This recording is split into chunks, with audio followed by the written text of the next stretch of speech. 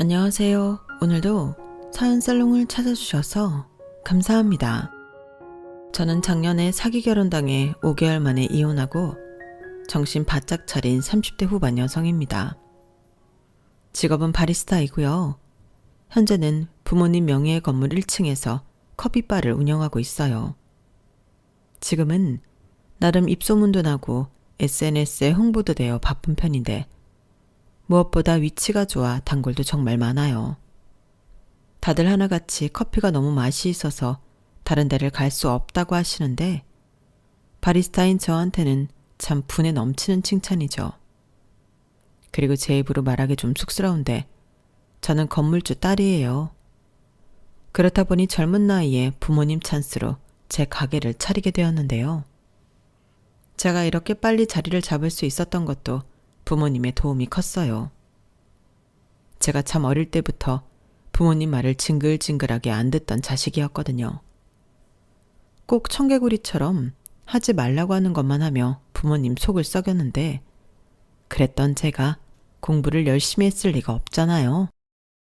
그렇게 겨우겨우 미달인 과를 찾아 수도권 대학을 오랜 시간 끝에 졸업했고 먹고 살 길을 찾으라고 해서 이 일 저 일 방황하다 찾게 된 일이 커피 만드는 일이었어요. 처음엔 그냥 호기심으로 시작하게 되었는데 그게 제 천직이었어요. 그리고 좋아하는 것을 찾은 후로는 그야말로 미친 듯이 커피 공부만 했는데 저는 평소 제가 머리가 나쁘다고 생각했음에도 공부가 아주 잘 되었어요. 바리스타라는 게 외울 게 정말 많거든요. 원두 종류도 많고 또 분류하는 방법이나 이름 외우기 어려운 것도 많은데 신기하리만큼 잘 헤어졌어요. 그러면서 드디어 하나의 직업에 올인하게 된 저였는데 부모님이 이때다 싶어 저를 해외 유학까지 보내주셨고 저는 드물게 커피 유학까지 다녀온 졸지에 엘리트 코스를 밟은 사람이 되었죠. 그리고 작더라도 제 가게를 차리고 싶었던 저는 경험도 쌓을 겸 여러 카페에서 일을 했는데요. 그렇게 자금을 모으기 시작하고 어느 날 저희 아빠가 얼마 모았냐고 모은 걸 전부 내놓으면 당신 건물 1층에 카페를 차려주겠다고 하셨어요. 그러니 순전히 부모님 도움만 받으면서 차린 가게는 아니었는데요. 사람들은 제가 건물주 딸이라는 것도 몰랐지만 나중에 알고는 제가 월세를 내지 않을 거라고 생각했나 보더라고요. 하지만 저는 월세는 물론이고 관리비까지 정확하게 내는 임차인이었는데 그래도 부모님의 건물이라 편하긴 편했죠. 그리고 한 3, 4년 장사를 하니 어느 정도 자리를 잡아갔는데 어지간한 월급쟁이 월급 이상은 순수익으로 가져갈 수 있었어요. 그렇게 돈을 버니 바빠서 저한테 쓸 시간은 없어도 부모님한테 늦게나마 효도는 할 수 있었는데 그런 의미로 돈이 좋긴 좋더라고요. 저희 엄마가 제가 효도를 한번 할 때마다 입이 귀에 걸렸거든요. 그렇게 저는 제 일을 사랑하며 30을 넘겼어요. 그러자 저도 그렇고 저희 부모님도 한 가지 고민을 하게 되었는데 제가 가게에 묶여서 연애할 시간이 없었다는 거였죠. 카페 특성상 하루를 통으로 쉰다는 게 쉽지 않았거든요. 그렇다고 바리스타 직원을 뽑아 저랑 교대로 근무하는 것도 무리가 있었는데요. 핸드드립 같은 경우는 커피를 내리는 사람마다 아무리 원두가 같다고 해도 맛이 달라 제가 자리를 비울 수가 없었어요.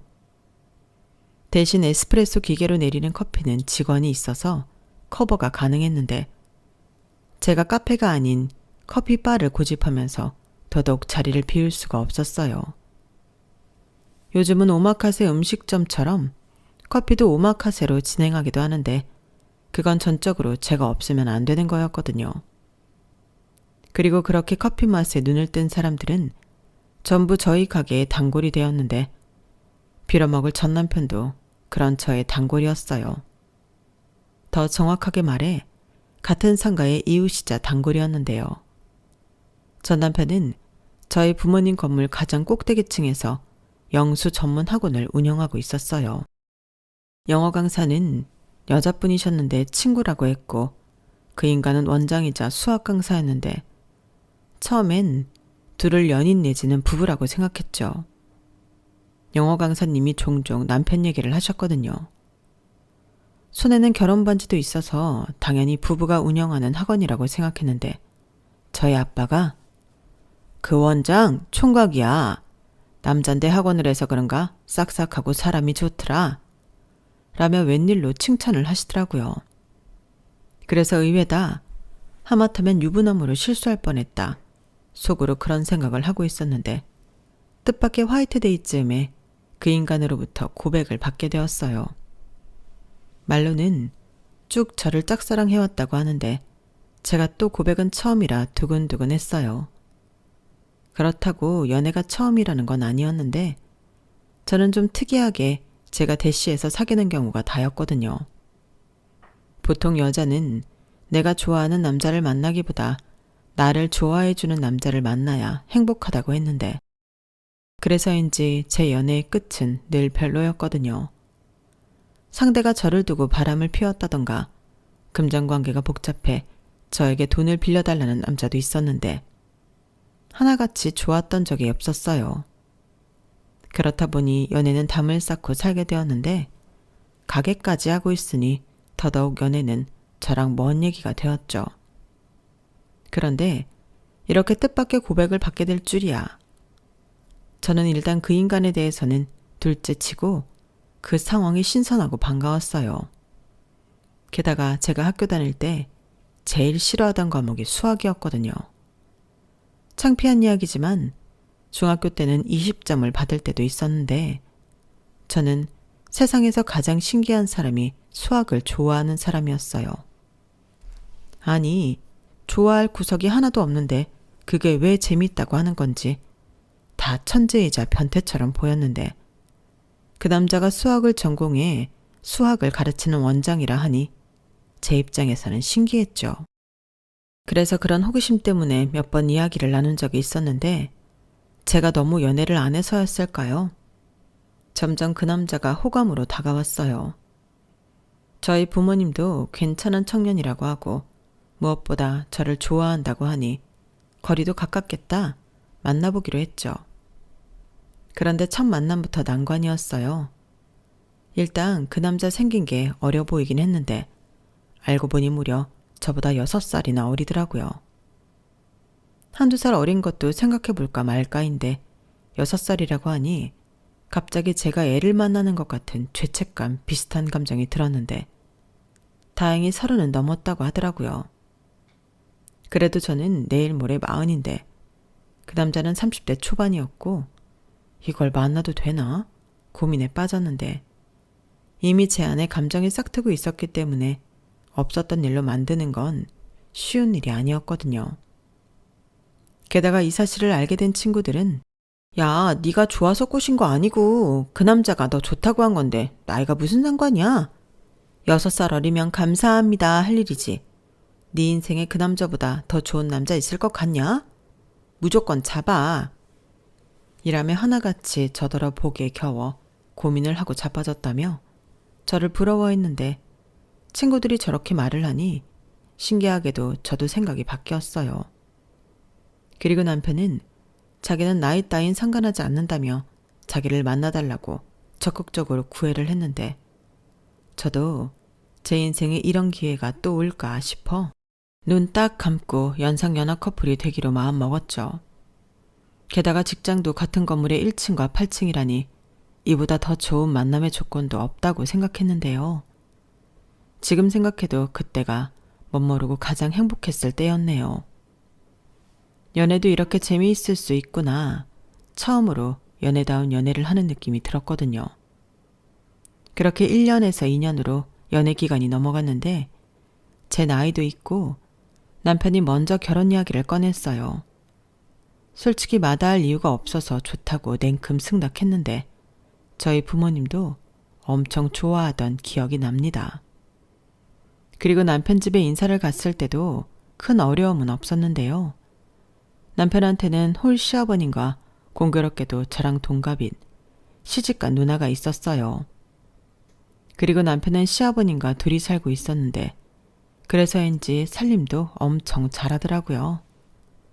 사실 저는 청소, 정리 뭐 그런 거는 영 소질이 없는 사람이었는데 엄마 없이 자란 남편이 짠하면서도 남편은 그야말로 운명 같은 사람이라는 생각이 들었어요.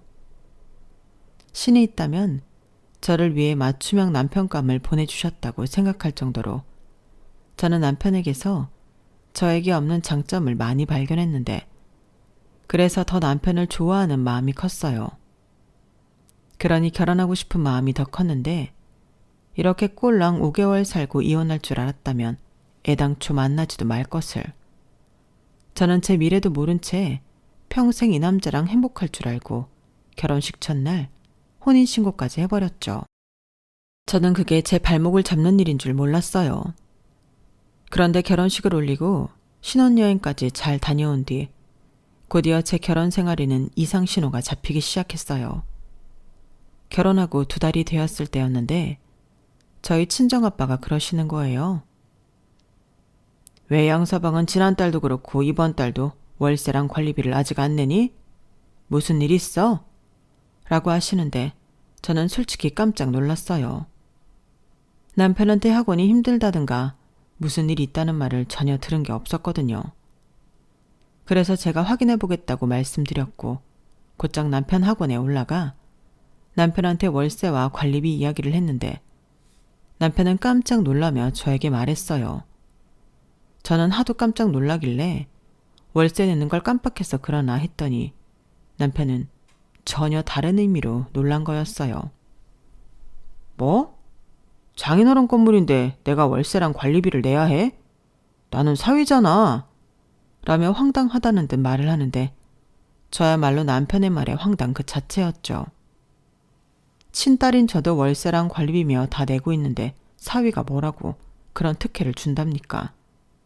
그리고 그런 건 자기도 확인을 해봐야 하는 거 아닌가요? 그래서 제가 딸인 나도 내는 돈을 무슨 사위라고 봐주겠냐. 제가 약간 화를 내며 말을 했는데 남편은 몰랐다며 딱 잡아뗐어요. 뭐? 자기도 월세를 낸다고? 관리비도 다 내고? 야, 장인어른 진짜 너무하시다. 아주 떼돈을 보시라고 하나 보네. 자식들 돈까지 탐을 내셔야 해? 탐? 그게 왜 탐이야? 당연히 받아야 하는 돈인데. 막말로 자기 아니고 남한테 주면 당연히 받을 월세를 뭐하러 사위한테 주고 그걸 안 받겠어? 그리고 자기가 잘 모르나 본데 우리 아빠도 이게 직업이야. 건물주도 직업이라고. 엄마가 괜히 여기 와서 건물 관리하고 신경 쓰는 줄 알아? 그게 업이니까 그러는 거지. 나야말로 정말 깜짝 놀랐다. 어떻게 확인도 안 해보고 당연히 사위니까 월세를 안 내도 된다고 생각할 수가 있어? 그야 상식적으로 생각하면 그렇겠다 싶었지. 그리고 나는 자기 월세 안 내는 줄 알았으니까. 아마 여기 상가 사람들 다 그렇게 생각할걸? 그러니까 왜 확인도 안 하고 그런 생각을 하냐고. 아무튼 밀린 월세랑 관리비 당장 내. 이 건물 월세가 우리 부모님 생활비고 노후 자금이야. 알겠어. 그만 쪼아대. 내면 되잖아. 진짜 생각할수록 기분 나쁘네. 뭐라고? 기분 나쁘다고. 뭐하러 그런 얘기를 여기까지 와서 해? 사람 쪽팔리게. 집에서 해도 되잖아. 지금 건물주 딸이라고 나 무시하냐? 다 참. 저는 남편의 태도에 어이가 없다 못해 화가 났어요. 자기가 잘못해놓고 왜 저한테 성질을 부리는 건지 적반하장도 유분수더라고요. 하지만 그렇다고 거기서 부부싸움을 할 수는 없었는데 소문이라는 게 무서웠거든요. 그래서 어금니를 팍 물고 집에서 보자 벼르며 남편의 학원에서 나왔는데 그날 하루 종일 남편 때문에 기분이 나빴어요. 심지어 자기 학원 월세 안 내려고 저랑 결혼한 건 아닐까 이런 생각까지도 들었는데 지금은 그게 사실이었다는 걸 알지만 그때는 노파심에 그런 생각을 했을 뿐 정말 그럴 거라고는 생각하지 않았죠. 그렇게 남편은 밀린 월세를 거의 일주일에 걸쳐 모두 냈다 하더군요. 그렇게 처음 이상 신호가 지나가고 곧장 또 다른 일이 터졌어요. 저희 부모님이 건물 임대료로 생활을 하시기 때문에 바쁘지 않을 때는 종종 여행을 다니시거든요. 두 분 다 워낙에 여행을 좋아하셔서 가까운 곳도 꽤 먼 곳도 두 분이서 다니세요. 그건 상가 사람들도 거의 다 아는 사실인데 그래서 그걸 부러워하는 분들도 계셨고 좋아 보인다고 말씀하시는 분들도 계셨죠. 그리고 남편은 굳이 따지자면 부러워하는 사람 쪽이었는데 자기는 가족들이랑 여행을 다녀본 게 언제였는지 기억도 나지 않는다고 하더라고요.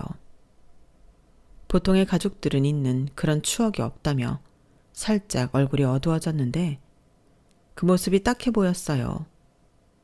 솔직히 제가 시간을 빼는 게 정말 쉽지가 않은데 그래도 남편을 위해서는 시간을 내고 싶더라고요. 보통 학원들도 아이들 방학에 맞춰서 짧게는 3일, 길게는 주말 껴서 일주일은 쉬는데 그 즈음을 이용해서 시아버님을 모시고 가까운 제주도라도 다녀오면 좋겠다고 생각했어요. 물론 시아버님 경비는 저희 부부가 부담하고요. 그런데 남편은 우리끼리만 가는 게 마음에 걸린다며 자기 누나한테도 물어보자고 했고 누나가 안 된다고 하면 그때 우리끼리 다녀오자고 했는데 저도 이왕 가는 거 신우도 같이 가면 좋겠다고 생각했어요. 남편 말대로 우리끼리만 갔다고 서운할 수도 있는 일이니까 남편한테 물어보라 시켰는데 신우가 무슨 제주도냐며 일본을 가자고 했답니다. 우리 누나가 그 돈이면 일본 갈 수도 있다고 차라리 일본을 가자고 하네. 나도 이왕이면 해외여행에 좋을 것 같긴 해. 우리 아빠 온천 엄청 좋아하거든. 그래, 알겠어. 그럼 다시 찾아올게. 그럼 경미는 형님네 것만 따로 내 계좌로 보내달라고 하면 되는 거야? 뭐? 우리 누나한테 돈을 받는다고? 이왕 가는 거 기분 좋게 다녀오자. 우리가 내면 나중에 우리 누나도 고마워서 우리한테 뭐라도 해주겠지. 지금 그게 무슨 소리야? 그럼 형님네 가족들 몫까지 우리가 내자고? 배보다 배꼽이 더 크다고 생각하지 않아? 나는 그건 아닌 것 같아. 형님네가 경비 내시면 같이 갈 수 있지만 이건 아니지. 설마 형님이 그렇게 말씀하셨어? 저는 혹여 신우가 먼저 그런 얘기를 꺼냈을까 남편한테 물었어요. 하지만 남편은 기분 나쁘다는 듯 입을 꾹 닫았고 이렇게 기분 나쁠 거 차라리 가지 말자고 삐졌는데 저도 짜증나서 그러자고 없던 일을 하겠다고 했어요. 말 같지도 않은 소리를 하는데 이런 건 바로잡고 살아야죠. 그런데 다음 날 신우가 신나서 저에게 전화를 걸어왔고 신우는 남편한테 제 이야기를 못 들었는지 혼자 들떠서 난리도 아니었는데 이왕 전화가 왔길래 저는 신우 생각이 궁금해서 물어보기로 했어요. 혹시라도 남편과 달리 신우는 자기 식구 경비는 낼 생각이 있을 수도 있으니까요. 하지만 핏줄은 핏줄인 건지 신우도 남편과 크게 다르지 않았는데요. 오히려 더 뻔뻔하더군요.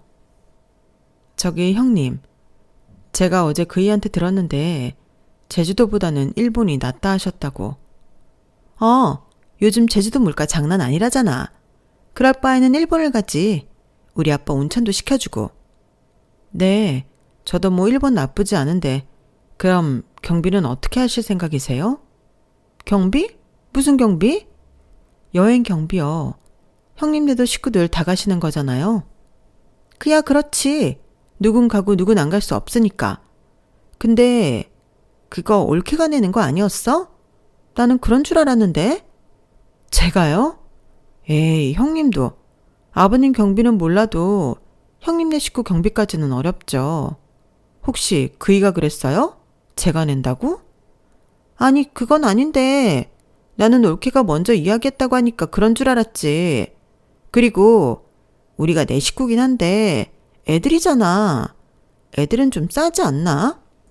그러지 말고 올케가 이번에는 기분 좋게 싸라. 나 진짜 해외여행, 신혼여행 다음으로 처음 간다. 올케는 돈도 잘 벌고 집도 부자잖아. 무슨 그런 말씀을 하세요. 저도 뭐 들쑥날쑥하죠. 그리고 집이 부자라는 건 저희 친정 말씀하시는 거예요? 생각하시는 것처럼 그런 건 아닌데. 설령 그렇다고 해도 그건 제 돈이 아니죠. 치사하다. 그럼 굳이 왜 나한테까지 여행 갈 거냐고 물어봤어. 지금 사람 놀리는 거야? 우리는 100만 원은커녕 50만 원도 낼 여유가 없단 말이야. 그럼 어쩔 수 없죠. 그리고 지금 저희 부부도 그 일로 싸워서 여행 얘기는 없던 걸로 하기로 했어요. 저는 좋은 마음으로 제안한 건데 일이 이렇게 될 줄 몰랐네요. 죄송해요. 뭐야, 지금 그러니까 이렇게 사람 기분 들쑤셔놓고 없던 일로 하겠다고? 이야, 올케 네가 정말 우리를 먹같이 생각하는 거구나. 지금 나랑 장난해? 왜 저한테 그러세요? 그럼 제가 비용 다 내고 가는 건 식구들 위하는 거고 형님네 비용은 각자 부담하라고 하면 먹같이 생각하는 거예요? 이건 아니죠. 저한테 돈 맡겨놓으신 것도 아닌데. 정말 치사하다. 더럽고 치사해서 안 가. 됐냐? 신우는 저렇게 말하고 여기에 쓰진 못했지만 욕까지 하며 전화를 끊었어요. 아니, 무슨 거지근성이 있으면 저리 생각하고 행동할 수가 있는 건지 불쾌하기 짝이 없었는데 몇 시간 후 지 누나한테 전화를 받았는지 남편이 화가 나서는 제 가게로 왔어요. 그리고는 돈 몇 푼 가지고 일할 거냐며 자기 누나한테 제가 상처를 줬다며 또 오발대발 하는데 카페 손님들도 있고 정말 얼굴이 화끈거렸어요. 그래서 그럼 나 혼자 7명 여행 경비를 모두 부담하는 게 맞는 거냐고 저도 물러서지 않고 말했는데 자기도 같이 부담하는 거니까 우리가 부담하는 거라고 하더라고요. 그러니까 잠만 말고 저더러 여행 준비를 하라고 하는데 기가 차서 헛웃음이 나왔어요. 그래서 나는 싫으니 네가 하라고 했는데 차마 이런 기분으로 그 식구들 틈에 끼어 여행 가고 싶지 않으니 나는 빼라고 했죠. 그럼 6명이고 전부 자기 가족이니 더 기꺼운 마음으로 준비할 수 있을 것 같아 나름 배려를 해준 건데 남편은 저더러 끝까지 해볼 거냐며 그냥 됐다고 여행은 없었던 일로 하자고 하더군요. 그러면서 여행은 됐고 여행 경비로 쓰라고 했던 돈을 자기한테 현찰로 달라고 했는데요. 그러니까 3인 경비를 저더러 돈으로 달라고 하는 거예요. 저는 이건 또 무슨 잡소리인가 싶어 남편을 그냥 쳐다만 봤는데 지도 지가 말하고 민망하긴 했는지 슬쩍 꽁무니를 빼면서 자기 학원으로 돌아갔어요. 보는 눈이 많고 사람들이 다 듣고 있으니 자기도 이건 아니다 싶었겠죠. 그 뒤 저는 남편한테 말도 하지 않고 상종도 하지 않았어요. 그리고 무슨 미련인지 신우가 계속 전화를 했는데 일부러 받지 않았죠. 솔직히 받을 이유가 저에겐 하나도 없었거든요. 저는 신우한테 사과를 받기 전에는 다시 상종할 마음이 없었는데 그건 비단 여행 때문이 아니었어요. 평소 신우는 저랑 동갑인데도 참 염치가 없었거든요. 제 손윗사람이라고 저한테 함부로 하려고 하고 식구들끼리 외식이라도 하면 계산하지 않으려고 이리 빼고 저리 빼며 은근 저한테 계산서를 넘겼는데 남편은 자기 누나가 형편이 안 좋아서 그런다고 하지만 제일 비싼 걸 찾는 사람이 신우라 더 얄미웠어요. 그러니까 자기는 돈이 없어도 남의 돈으로 좋은 거 먹겠다는 심보잖아요. 그리고 그걸 남편은 안쓰럽게 생각하고 저더러 호의를 베풀려고 하는데 지가 뭔데 저한테 그걸 하라 마라 하는 건지 원래 이런 남자를 내가 좋다고 결혼까지 한 건가.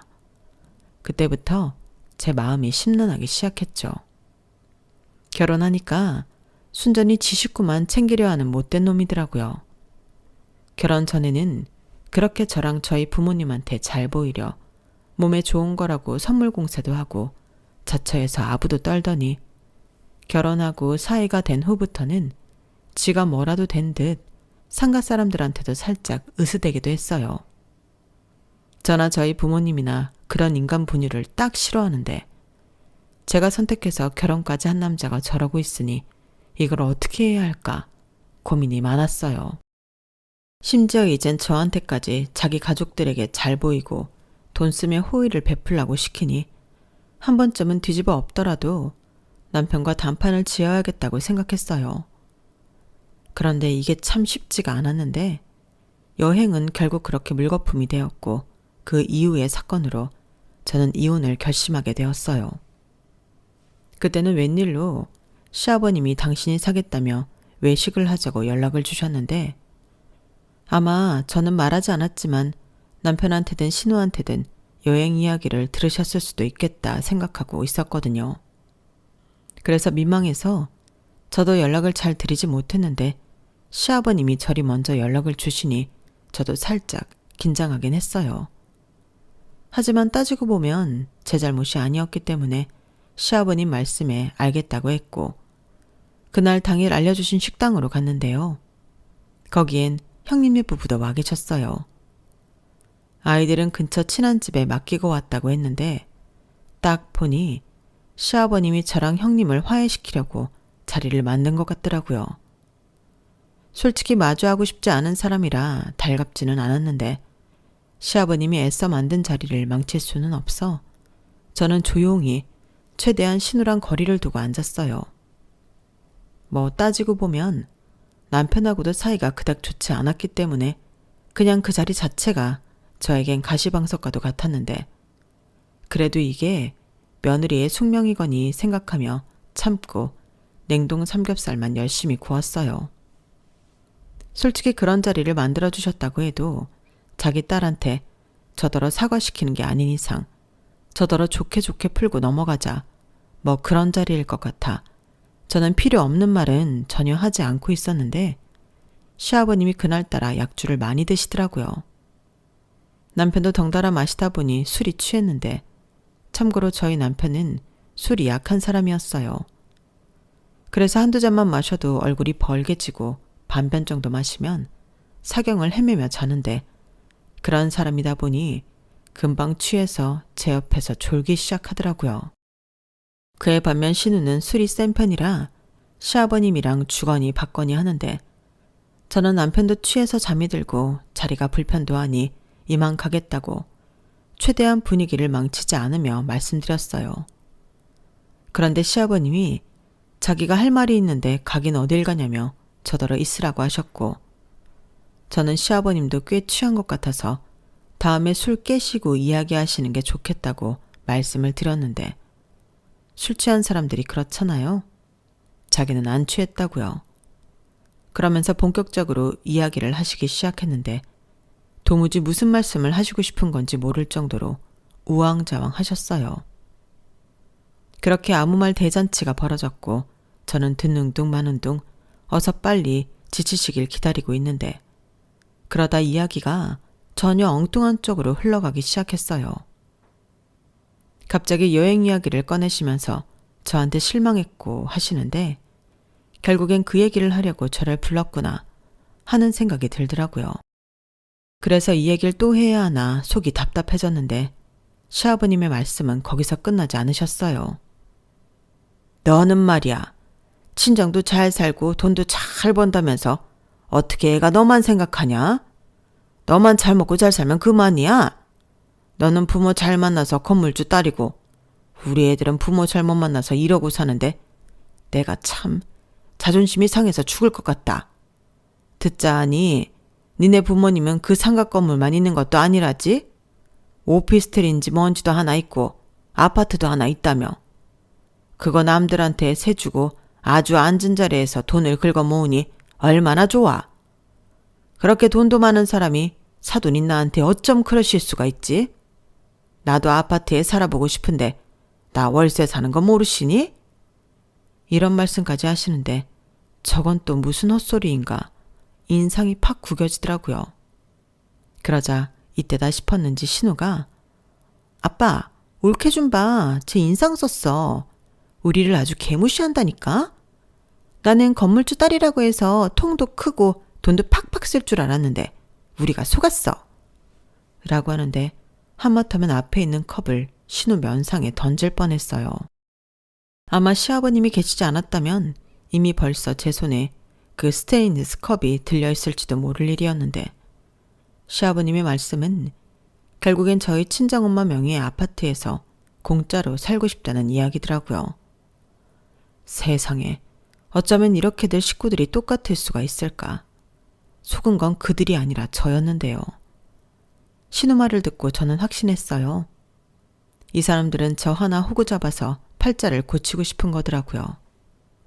그리고 남편 역시 똑같은 사람이었는데 그러니 결혼하자마자 확인도 않고 자기 학원 월세도 안 냈던 거고요.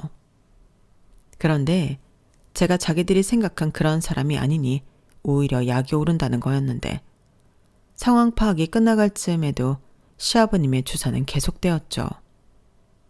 자기가 월세 내는 돈만이라도 세이브하면 숨통이 트일 것 같다고 하셨는데 아니면 저더러 최소한 월세를 대신 내달라고 하시더라고요.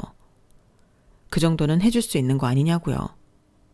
그러시면서 시집을 온 이상 자기들도 가족이라고 가족들이 모두 잘 살아야 하지 않겠냐며 이참에 차도 한 대 뽑아줬으면 좋겠다고 하셨어요. 요즘 내 나이에 차 없는 사람이 어디 있니? 내가 정말 쪽팔려서 밖에 나갈 수가 없어. 그 뭐냐? 제네시스? 나도 그거 하나 뽑아다오.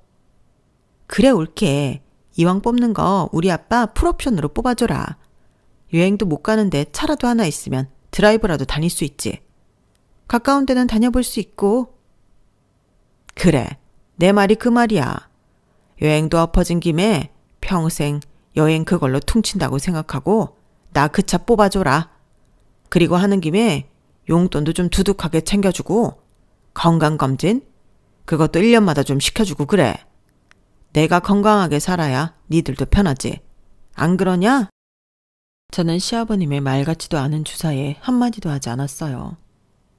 저게 술에 취해서 하는 말인지 술김에 하는 말인지 분간도 되지 않았고 무엇보다 그 어떤 말도 들어드릴 생각이 없었기 때문에 저는 아무런 대답도 하지 않았는데요. 그러자 신우는 눈을 흘기며 저를 잡아먹을 듯 째려보더라고요. 그래서 저도 똑같이 째려보며 자리에서 벌떡 일어나 저 혼자 택시를 잡아 타고 집으로 왔는데 그러자 남편이 뒤늦게 정신을 차렸는지 아침이 다 되어서 집으로 들어왔어요. 학원이라는 특성상 오후에 일어나도 지장이 없긴 했는데 저는 그게 아니라서 안방문 잠그고 오지 않는 잠을 청했죠. 사실 그때부터는 내가 이상한 집구석에 시집을 왔다는 생각에 이혼 생각밖에는 없었는데요. 그렇기 때문에 남편과 한 방에서 한 침대를 쓰고 싶지 않았어요. 그러자 아침에 남편이 안방 문을 열려고 문고리 잡는 소리가 들렸고 문이 잠긴 걸 알고는 남편이 방문 밖에서 욕을 했는데 저런 인간을 뭘 보고 여기까지 왔나 속이 답답해 미칠 지경이었어요. 그리고 남편은 거실 소파에서 잠이 들었고 저는 거의 잠도 못 자고 집을 나와 카페로 갔는데요. 3시 정도 되었을까? 멀쩡해진 남편이 웃으면서 나타났어요. 그러고는 저더러 왜 자기를 안 깨웠냐며 아무것도 모르는 순진한 얼굴로 점심은 먹었냐고 물어보는데 제가 그때 커피를 내리려고 물을 끓여놔서 그 주전자를 들고 조용히 말했어요. 꺼지라고요. 그러자 남편이 조금 당황한 얼굴이 되었는데 몇 분 있다 문자가 오더라고요. 자기는 어제 취해서 아무것도 모르는데 무슨 일이 있었냐고. 그런데 무슨 일이 있었다고 해도 술자리에서 벌어진 일이니 잊으라고 했는데 저는 절대 못 잊는다고 답장했어요. 그리고는 다음 연락은 없었는데 퇴근하고 집에 가니 남편이 먼저 집에 와 있더라고요. 뭐 평소에도 제가 더 늦게 끝나기 때문에 남편이 먼저 집에 가 있는데 그날은 야식까지 준비해놓고 저를 기다리고 있었어요. 당연히 그걸 보고 좋아할 제가 아닌데 자기 혼자 실실 쪼개며 제 눈치를 보더라고요. 그리고는 자기도 누나한테 들었다며 자기 아빠가 요즘 힘들어서 그런다며 저더러 이해해달라고 했는데요. 저는 그럴 수 없다고 했습니다. 설령 그게 술김에 한 주사라도 넘어갈 수 없다고 했는데 남편이 갑자기 180도 바뀐 태도로 안 넘어가면 어쩔 거냐고 화를 냈어요. 그리고는 자기 아빠가 오죽 힘들면 그런 자리를 만들어 말을 했겠냐고 저더러 인정머리가 없다고 비난하기 시작했는데 저는 예의도 없고 싸가지도 없답니다. 돈도 그렇게 버는데 자기 가족들한테 좀 쓰면 어떠냐고요. 그리고 자기 학원 월세도 제가 나서서 저희 부모님에게 안 주고 안 받는 걸로 할 수 있는 거 아니냐고. 자기는 그런 게 다 서운하다고 했는데 급기야 나의 어린 신랑 얻었으면 그 정도는 해야지. 아마 우리 아빠도 그런 생각을 했었을 거야. 나이 많은 며느리 보고 싶은 사람이 세상 천지 어딨어? 라고 했는데 충격 그 자체였어요. 그런 생각을 갖고 있을 줄은 정말 몰랐거든요. 그러면서 저랑 결혼하게 된 진짜 속마음을 이야기했는데 그때는 너무 화가 나서 그냥 집을 뒤집어 엎어버렸어요. 그 정도로 그 말이 너무 화가 났거든요. 이 남자가 뭐라고 한 줄 아세요? 자기는 제가 돈도 잘 벌고 친정도 잘 사니 자기 집에 효도하려고 심청이 임당수에 빠지는 심정으로 저랑 결혼을 했다고 하더라고요. 자기도 어린 여자가 좋지 나이 많은 여자가 좋겠냐고 저더러 양심이 없다고 했는데 도대체 양심은 누가 없는 거죠? 아니 양심이라기보다 남편을 비롯한 그 식구들 모두 저랑 저희 친정에 빨대를 꽂겠다는 사람들이었으니 이건 제가 속아서 한 결혼인 거죠. 그리고 나중엔 남편이 자기는 저랑 결혼하면 저한테 기대서 남은 인생 편하게 살 줄 알았다며 저를 더 황당하게 만들었어요. 그리고 무엇보다 무섭더라고요. 목적을 갖고 저한테 접근했고 결혼까지 했는데 저 사람이 저한테 어떻게 할지 모르는 거잖아요. 그래서 그날은 그냥 그랬냐? 나는 몰랐다. 이 정도만 이야기하고 조용히 넘어갔는데 다음날 출근했다가 오후에 다시 집으로 돌아왔어요. 제 짐을 챙기려고요. 아침에는 남편이 있으니 최대한 남편 모르게 집을 나가고 싶었는데 그리고 바로 친정에 얘기하고 저는 변호사를 찾아갔어요. 이렇게 이혼 상담을 하는데 변호사님이 합의 이혼은 힘들 것 같다며 그냥 바로 소송을 진행하는 게 나을 것 같다고 하더라고요. 그래서 저도 같은 생각이라며 남편이랑 남편 가족이 너무 무섭다고 솔직히 얘기를 했는데 아니나 다를까 제가 짐을 가지고 나간 걸 알자 남편이 미친 인간처럼 날뛰기 시작했어요. 이혼이라도 하자는 거냐며 친정에 쳐들어와 고래고래 소리를 질렀는데 저희 아빠가 나가서 똑같이 큰 소리치며 혼을 내는데도 꼼짝을 하지 않더라고요. 결국엔 경찰을 불러 일단락이 되었는데 다음날 남편이 저를 찾아와 비아냥거리며 말했어요. 이혼하고 싶으면 제 재산의 절반을 달라고 했는데요. 무슨 개소리냐고 제가 맞받아치자 원래 부부 사이의 재산은 공동재산이라며 그렇게 하는 거라고 저에게 친절하게 알려주더라고요.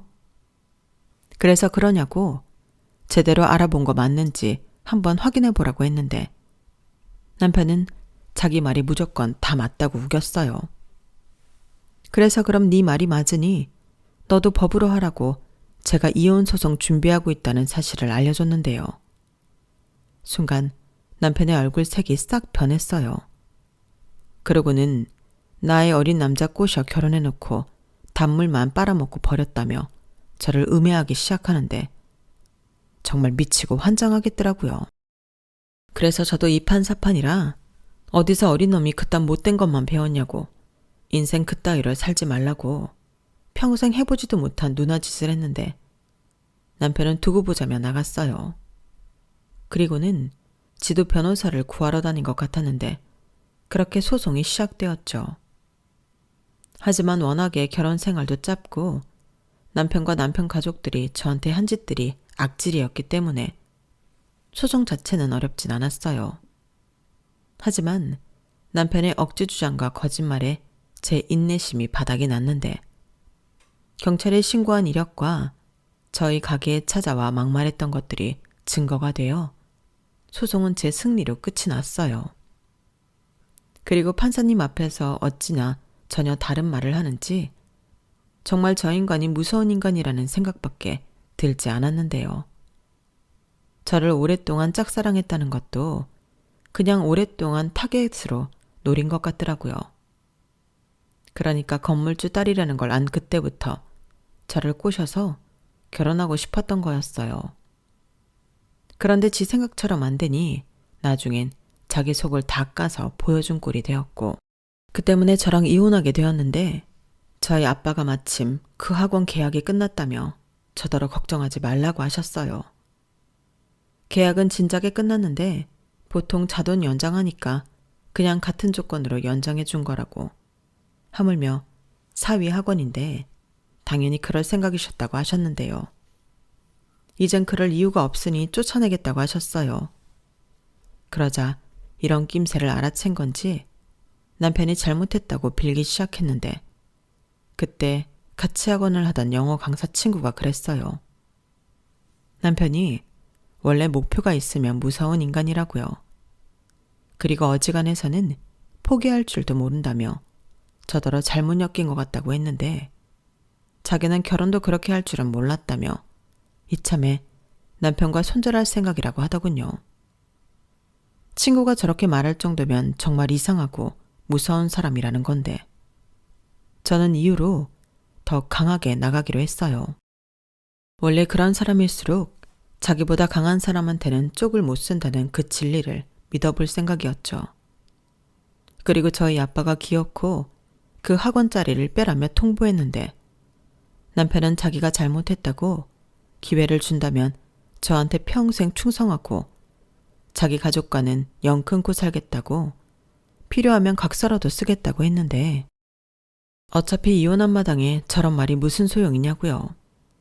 그리고 저는 이혼 소송 중일 때부터 남편과 연관된 모든 사람을 차단해버린 상태였는데 저희 아빠는 공시를 놀려서 월세를 못 받을지언정 너 같은 놈을 자기 상가에 두고 싶지 않다고 하셨어요. 그러자 또 이놈이 횟가닥 돌아서 그럼 자기는 어디 가서 뭐 해먹고 사냐고 사람 밥줄 끊는 거 아니라고 난동을 부렸는데 저희 아빠는 해볼 테면 해보라고 했어요. 그리고 파손한 것들도 전부 보증금에서 까겠다고 단호하게 대처하셨는데 역시 센 척하는 놈은 정말 센 사람한테는 쪽을 못 쓰더라고요. 저희 아빠가 나이는 좀 있어도 운동도 꾸준히 하시고 풍채도 있으시거든요. 그리고 막말로 돈도 있고 힘도 있는데 아쉬울 게 없잖아요. 아마 저한테 해코지라도 할까 저희 아빠가 더 독한 마음을 먹으셨던 것 같은데 지금 생각해도 죄송할 따름이죠. 덕분에 저는 그 인간을 완전히 떨쳐낼 수 있었는데 저희 아빠는 그래도 걱정이 되었는지 매일 상가에 출근을 하셨어요. 그리고 혹여라도 남편이 제 주변을 얼쩡거리기라도 할까봐 저에게 카페를 옮기던 잠깐 쉬던 하는 게 어떠냐고 하셨는데요. 저는 싫다고 했어요. 제가 좋아하는 일인데 그 인간 때문에 도망치기 싫었어요. 게다가 상가 사람들이 전부 제가 왜 이혼했는지 그 인간이 상가에서 쫓겨났는지 다 알고 계셨는데 그 중에는 저희 부모님 또래로 그놈을 괘씸하게 생각하시는 분들도 많으셨거든요. 그래서 더욱 저는 제 자리를 지키고 싶었는데 지금은 그때의 제 선택이 맞았다고 자부해요. 애석하게도 결혼 무효 신청은 조건이 되지 않아 이혼녀 딱지는 떼지 못했지만 또 이렇게 인생 공부를 제대로 하게 되었으니 더욱 단단한 사람이 되는 계기가 되었다고 생각하려고요. 원래 나쁜 쪽으로 생각하면 한도 끝도 없잖아요. 그래서 최대한 좋은 것만 생각하려고 하는데요. 그래도 제 남은 인생에 남자는 못 만날 것 같긴 합니다. 많이 산 건 아니지만 제일 무서운 게 사람이더라고요. 그래서 그냥 저는 앞으로는 제가 좋아하는 일 하며 혼자서도 씩씩하게 잘 살아볼 생각인데 부모님에게도 속썩인 만큼 효도하며 살겠습니다. 그리고 마지막으로 바람이 있다면 빌어먹을 그놈과 그 식구들이 거지근성 때문에 더 호되게 인생의 쓴맛을 알았으면 하는 건데요. 부디 제발 제 바람이 꼭 이루어지길 여러분들도 함께 바래주셨으면 좋겠습니다. 그럼 지금까지 제 이야기 들어주셔서 감사드리고요. 이상하고 악질적인 사람들 말고 좋은 사람들과 행복한 하루 되시길 바라겠습니다. 고맙습니다. 여러분, 사연 댓글에 응원과 현명한 조언 부탁드려요. 좋아요와 구독은 저에게 큰 힘이 됩니다. 오늘도 좋은 일 가득하세요.